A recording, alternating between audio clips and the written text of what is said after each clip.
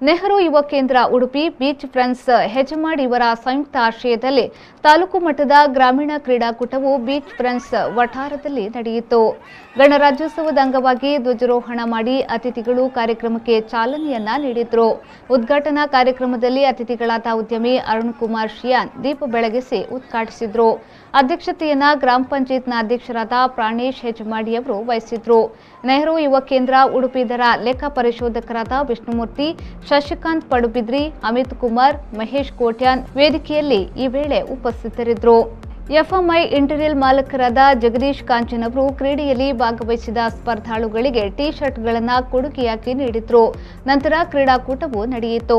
Volleyball, throwball, ಹಗ್ಗಜಗ್ಗಾಟ, ಗೋಣಿಚೀಲ ಓಟ, ಲಿಂಬು ಚಮಚ ಓಟ, ಗುಂಡು ಎಸೆತ, ಉದ್ದ ಜಿಗಿತ, ಮಕ್ಕಳಿಗೆ 100 ಮೀಟರ್ ಓಟ ನಡೆಯಿತು. ಸಮಾರೋಪ ಸಮಾರಂಭದಲ್ಲಿ ಗ್ರಾಮ ಪಂಚಾಯತ್ನ ಉಪಾಧ್ಯಕ್ಷರಾದ ಪವಿತ್ರ ಗಿರೀಶ್ ಕಾರ್ಯಕ್ರಮದ ಅಧ್ಯಕ್ಷತೆಯನ್ನ ವಹಿಸಿದ್ರು. ನಿವೃತ್ತ ಮುಖ್ಯೋಪಾಧ್ಯಾಯರಾದ ಸಂಜೀವ ಟಿ, ಎಫ್ಎಂಐ ಇಂಟೀರಿಯಲ್ನ ಮಾಲಕರಾದ ಜಗದೀಶ್ ಕಾಂಚನ್, ಬೀಚ್ ಫ್ರೆಂಡ್ಸ್ನ ಅಧ್ಯಕ್ಷರಾದ ಅಮಿತ್ ಕುಮಾರ್, ಜಗದೀಶ್ ಕೋಟ್ಯಾನ್ ವೇದಿಕೆಯಲ್ಲಿ ಉಪಸ್ಥಿತರಿದ್ದರು. ಅತಿಥಿಗಳು ಸ್ಪರ್ಧೆಯಲ್ಲಿ ವಿಜೇತರಾದವರಿಗೆ ಬಹುಮಾನವನ್ನ ವಿತರಿಸಿದ್ರು. ಎನ್ಕೆ ಸುವರ್ಣ ಮತ್ತು ನಿತಿನ್ ಮೆಂಡನ್ ಕಾರ್ಯಕ್ರಮವನ್ನ ನಿರೂಪಿಸಿದ್ರು.